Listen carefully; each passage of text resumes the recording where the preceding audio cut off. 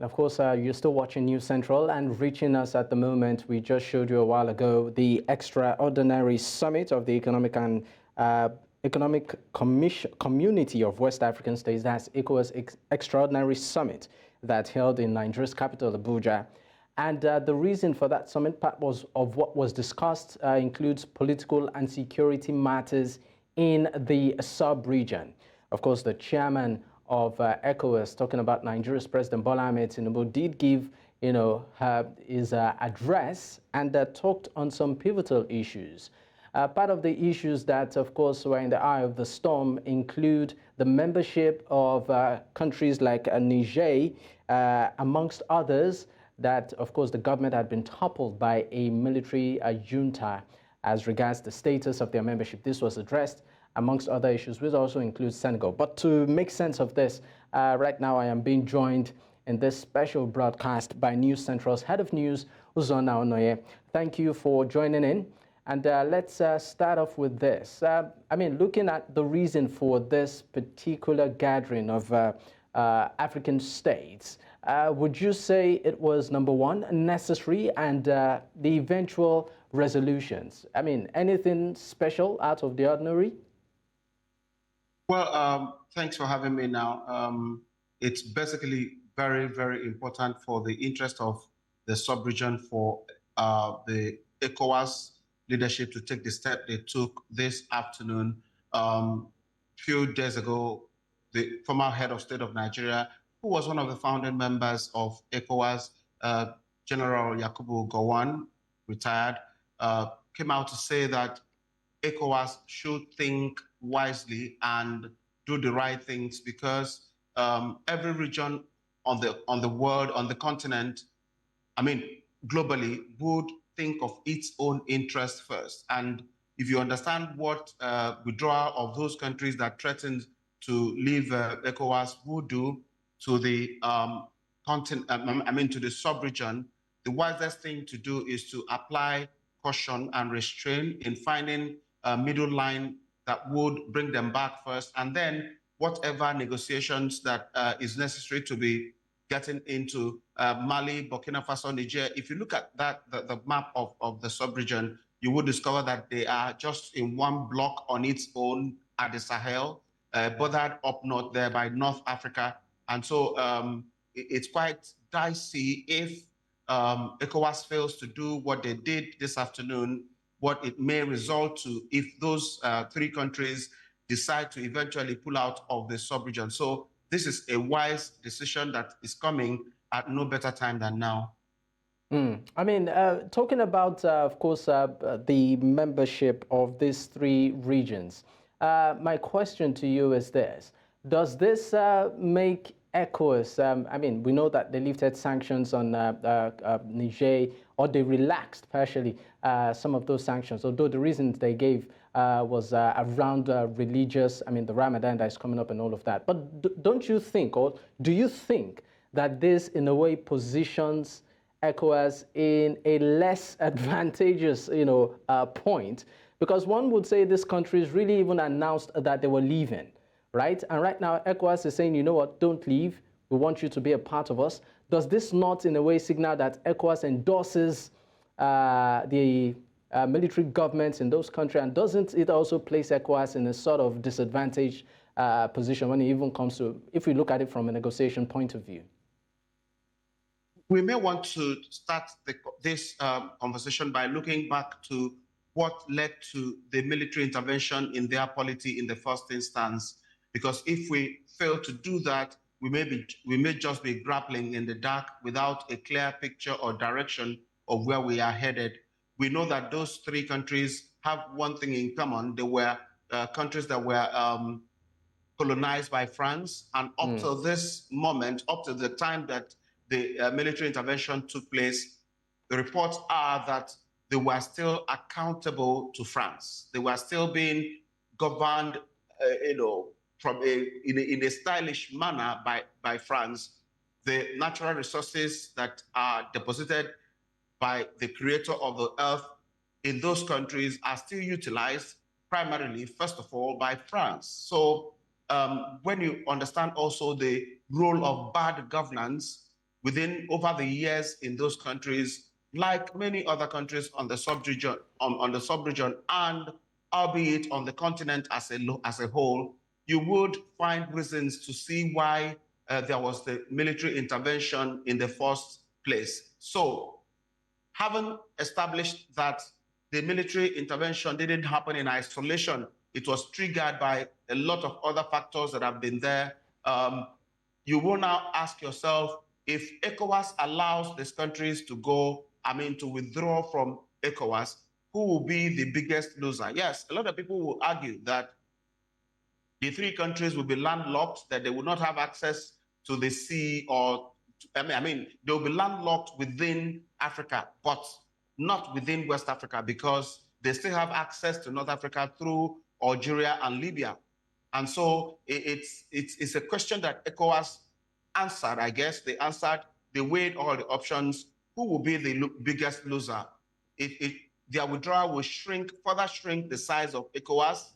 Yes, we know that there have been negotiations by Morocco to join ECOWAS, but that's something that we've not seen yet, and a lot of people have laughed over it, because Morocco on its own see themselves more as Arabians than Africans. So ECOWAS must have weighed all of this and took this decision. Yes, I heard the man that delivers the speech, announcing the lifting of the sanctions, say that the three countries are just about 10% of the population of ECOWAS. But in terms of land mass, they cover a huge area. Only Mali and Niger cover a huge area of the region. So any decision that would ignore this aspect might not be very, very interesting. And then remember that these countries have been dealing with one enemy, which is security.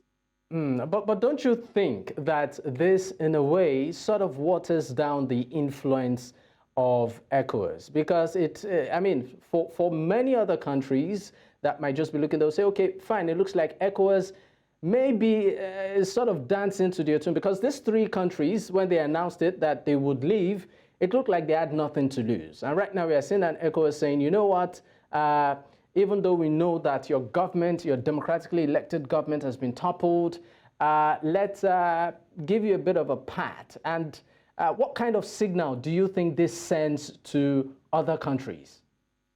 First of all, this doesn't weaken the power or the strength of ECOWAS. ECOWAS is not a military force. It's a sub-regional voluntary body that each country signed up to belong to. And that is why Mali, Niger, and Burkina Faso are able to announce that they will withdraw in the first instance. So if ECOWAS realizes that allowing these three countries to go is not in the best interest of the sub-region, and then takes reverses its earlier decision, it is in the right direction, because it only opened the channel for further negotiation. It doesn't sound like endorsing military intervention across the sub-region or other parts of the continent. It does not sound like saying, okay, your sins are forgiven, we don't care anymore whether you are under a democratic government or not. It only said that, okay, come back to the fold. Let us sit down and discuss further. Different kinds of sanctions can still come into play. Different kinds of conditions can still come into play. But first of all, come together, let's sit down and talk.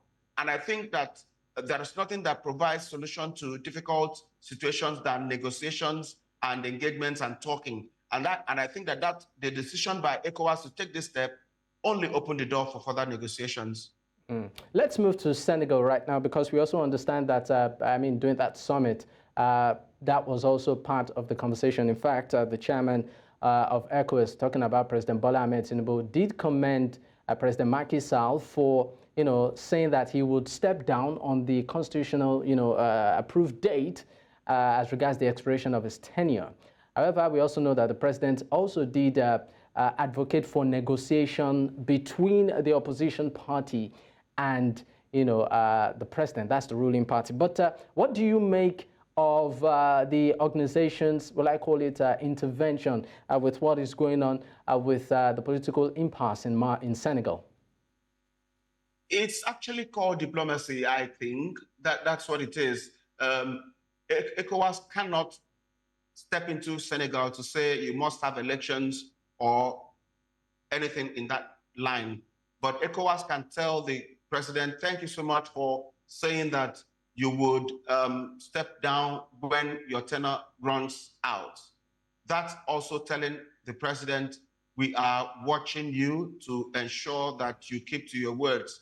Yes, the president of Senegal government of Senegal this time hasn't announced a new date for election. And a lot of people have been wondering, and debate has been going on, what the president said. He said he will step down when his mandate ends in April. And when your mandate ends in April, you step down, what happens next? Will nature begin to condone vacuum because Senegal is involved? Who will take over from you when the government has refused to announce when elections will hold, barely 3 months to the expiration of the president that has been in power? And so it leaves a lot of questions begging for answers. But ECOWAS mentioning it at this summit today, for me, is a notice served at President Sall of Senegal that whatever is happening in Senegal, ECOWAS is closely watching. And it will be interesting to see how the government of Senegal and the president navigate this period, navigate this corner without coming out clearly to announce the timetable for transition. Because if the president says his tenure is ending in April and he will step down as Constitution provides in April, which is barely 2 months away, there should be a clear transition program. There should be a clear date for elections. There should be a process that could be monitored and verified by everyone to ensure that someone is democratically elected. If this fails, what it simply means is that another military coup may be brewing somewhere in the sub-region if President of Senegal fails to do the right thing, except he is planning to transit from from a democratically elected president to something else and still be in power. What that would be, sorry to cut is in, quite a doubt. Sorry to cut in, Uzo, but do you think ECOWAS really is doing enough to foster, a democracy, particularly amongst its member states, besides having these meetings where head of states come together, discussions are made, and at the end of the day, they go back and it looks like, it's business as usual.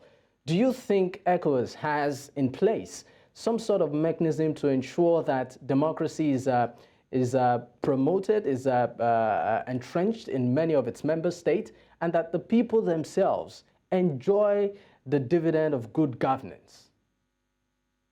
You came to the place that my mind was on at the end of your question, which is good governance. If ECOWAS fails to hold their members, that is the heads of government, accountable, if ECOWAS fails to ensure that the people of the sub-region, not just the few people that are privileged to be in the position of leadership, if ECOWAS fails to ensure that the sub-region on its own is independent in the real sense of being independent, we will continue to see a merry-go-round kind of situation among the leaders of the sub-region where they appear to be blowing hot and cold at the same time.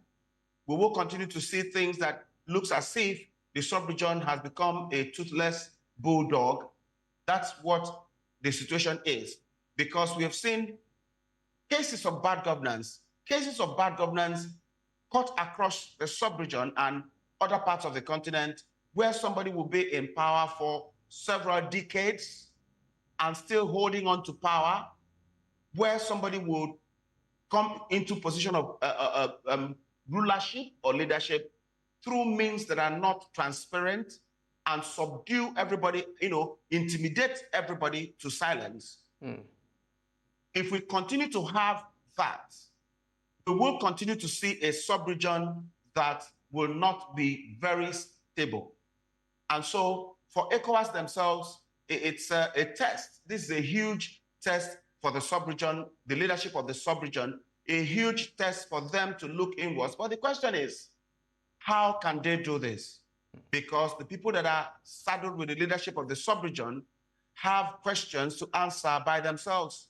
They have burdens of integrity hanging over their neck. And so I'm not too sure how easy it will be for them to take the hard stand and begin to demand accountability from themselves.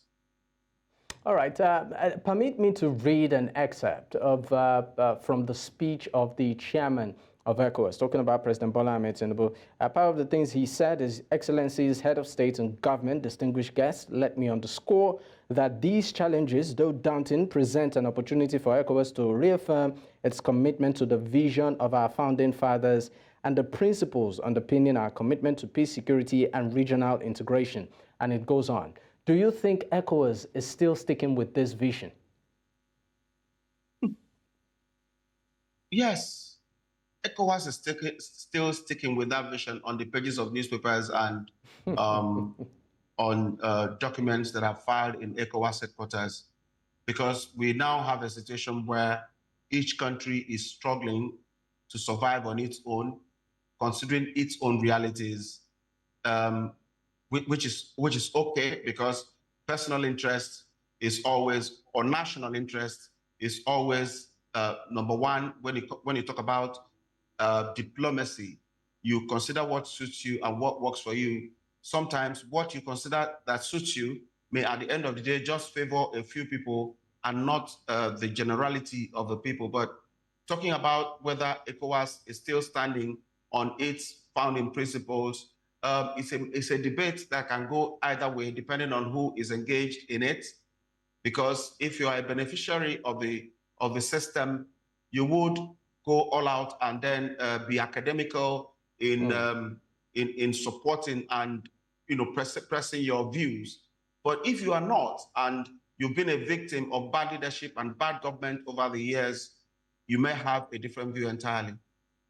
I mean, but just also to mention that aside just Niger, Mali, there's also Burkina Faso, in that list. Of course, like you have it on the screen. We also understand, reports reaching me has it, that the presidential spokesperson, Ajuri Nganale, actually has released a press statement to that effect. But Uzonna, what do you think ECOWAS should do in the coming weeks, days, maybe months, to further ensure that, number one, we don't see upturns or power grabs across member states particularly, and also to ensure that governments, across its member states give to the citizens the dividend of democracy, even though we know that its membership is voluntary?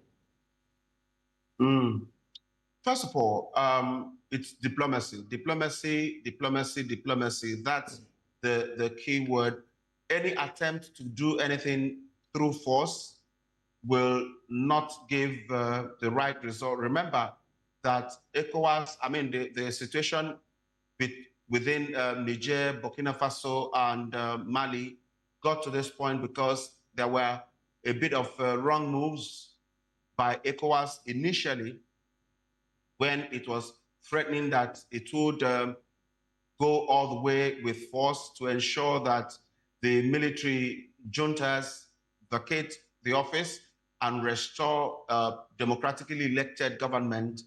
But the sub-region realized that that may not be the way to go, and then began to retrace its steps. So going forward, I would expect the leaders of those three countries, talking about Burkina Faso, Mali, and Niger, to come to a roundtable with the sub-region leadership and present its position.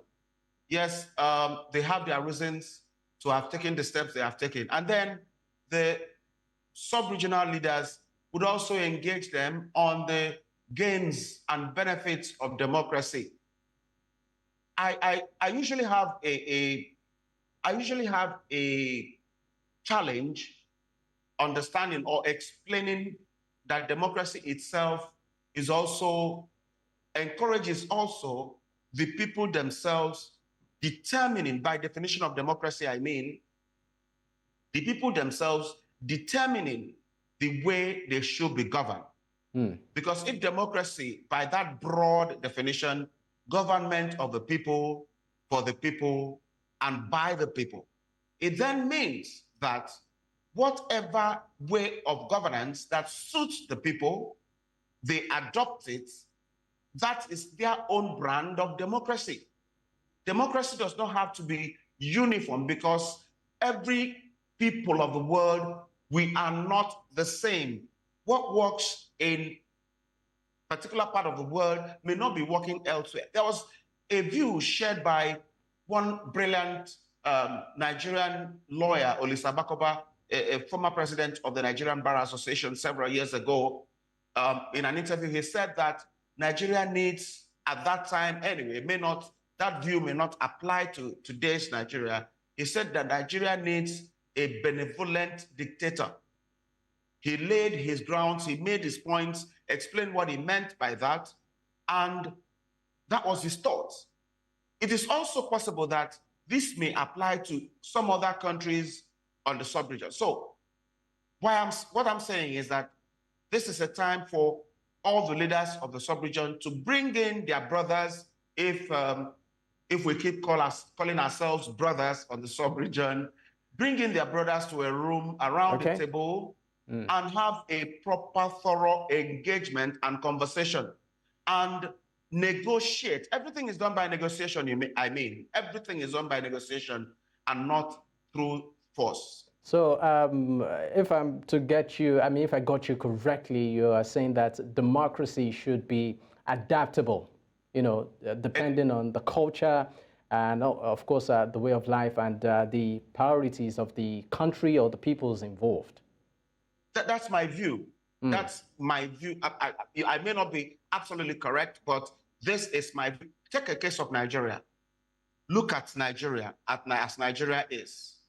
The way people in the southeastern part of Nigeria approach leadership and governance is completely different from the way the southwestern people of Nigeria approach leadership and governance. All of these are completely different from the way the core northern part of Nigeria approach leadership and governance. But all of these could be put on the same table as democracy. And then you adapt how it suits you. It must not be a presidential system of government. It must not be a parliamentary system of government.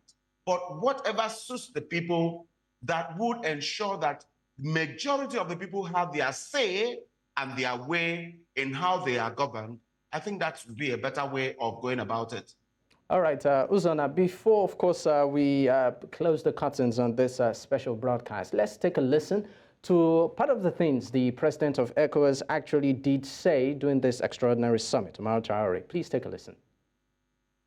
Our sanctions regime should be assessed correctly. The list I have given relates mainly to Niger because all the other countries still have political sanctions on them.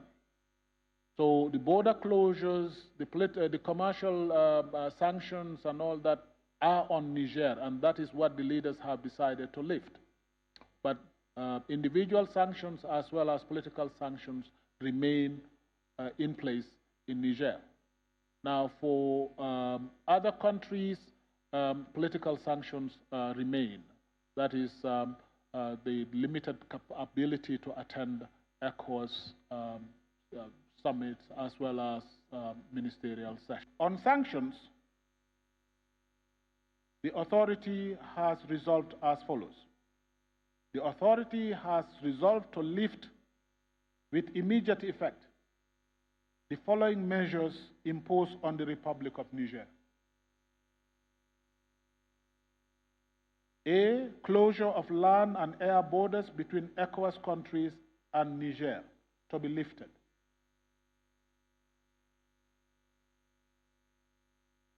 No-fly zone of all commercial flights to and from Niger is to be lifted. Suspension of all commercial and financial transactions between ECOWAS member states and Niger is to be lifted. Freezing of all service transactions, including utility services, is to be lifted. Freezing of assets of the Republic of Niger in ECOWAS Central Banks is to be lifted. Freezing of assets of Niger state and the state enterprises and parastatals in commercial banks is to be lifted.